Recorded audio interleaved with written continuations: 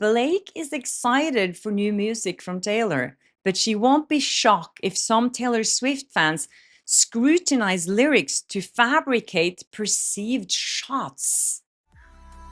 Wow. Yeah, we lost some talk.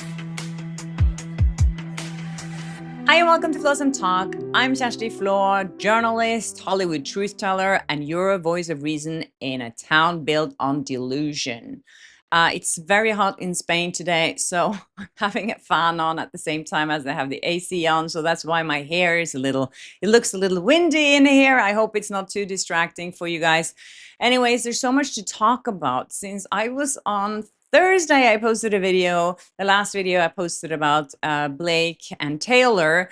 As you know, Taylor Swift was on a podcast Wednesday night and she revealed her new album and she revealed the names of the tracks of her new album. And everyone started speculating instantly what songs are about Blake Lively.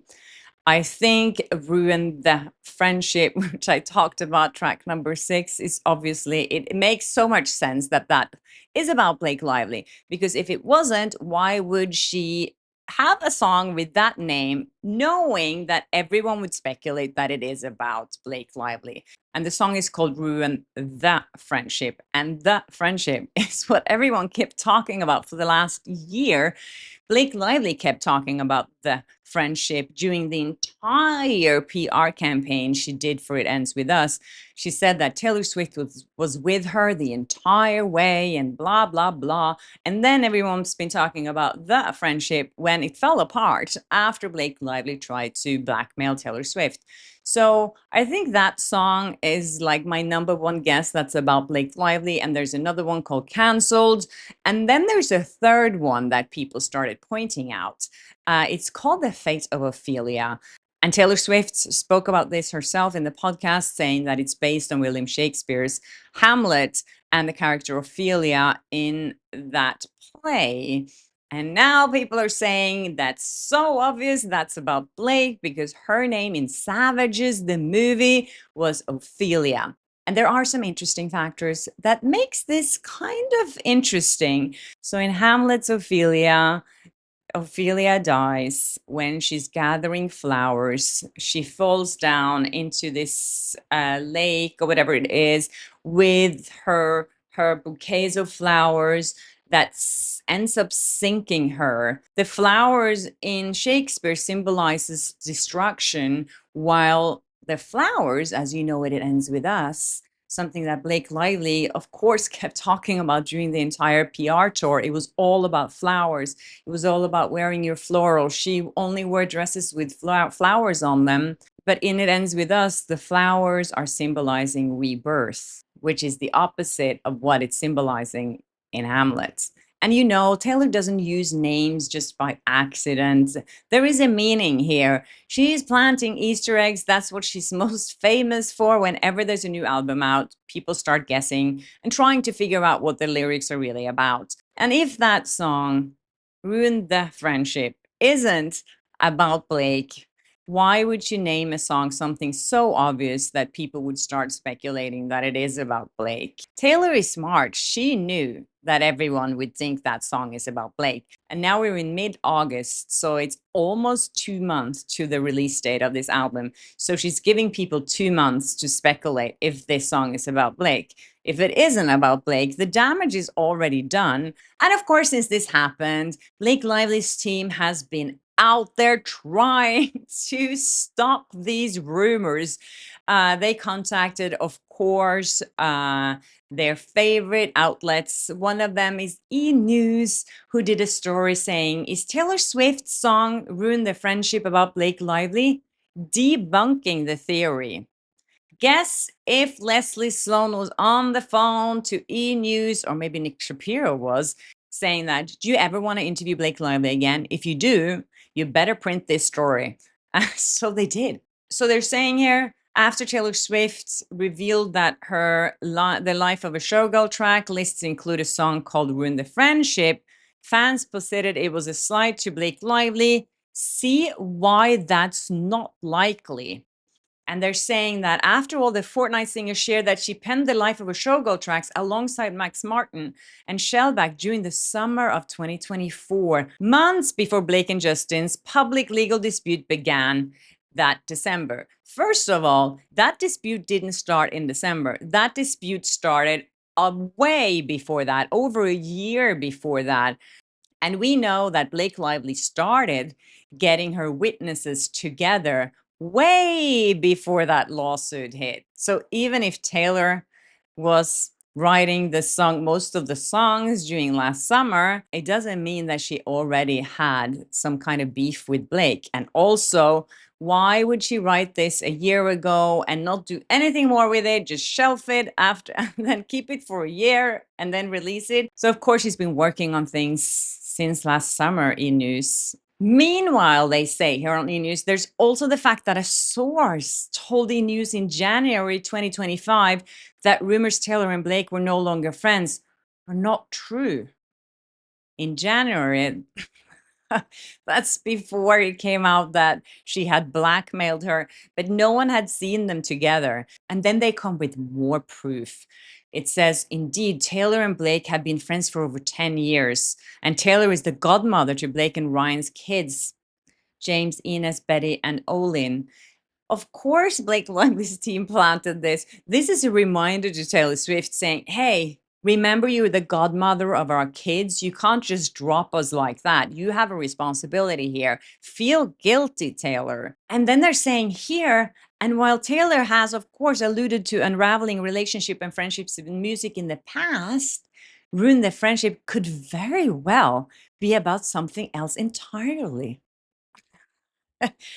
After all, Demi Lovato also has a track with the same name, and the phrase itself and lyrics do not at all detail a friendship breakup. Oh my God, you guys, can you believe it? They're actually writing this. Of course, E-News forgot to mention the blackmailing scandal and the extortion that Blake Lively did to her friend for 10 years. And the thing is, if Taylor Swift really believed that her best friend, or one of her best friends, Blake Lively, was a victim of SH, why would she not support her? She has a history of supporting other women going through things, and she's been very outspoken about things that have happened to herself. So why wouldn't she support that? It's just so embarrassing at this point. And this story by E-News made me blush. And here's another one from TMZ. They have a headline saying Taylor Swift and Blake Lively, will new album take shots at former bestie? And then they say, shortly after Taylor announced her 12th studio album titled The Life of a Showgirl, social media went bananas. Most fans lost their minds with joy, while others let their hate flag fly by dragging Blake into the conversation. Who let their hate flag fly?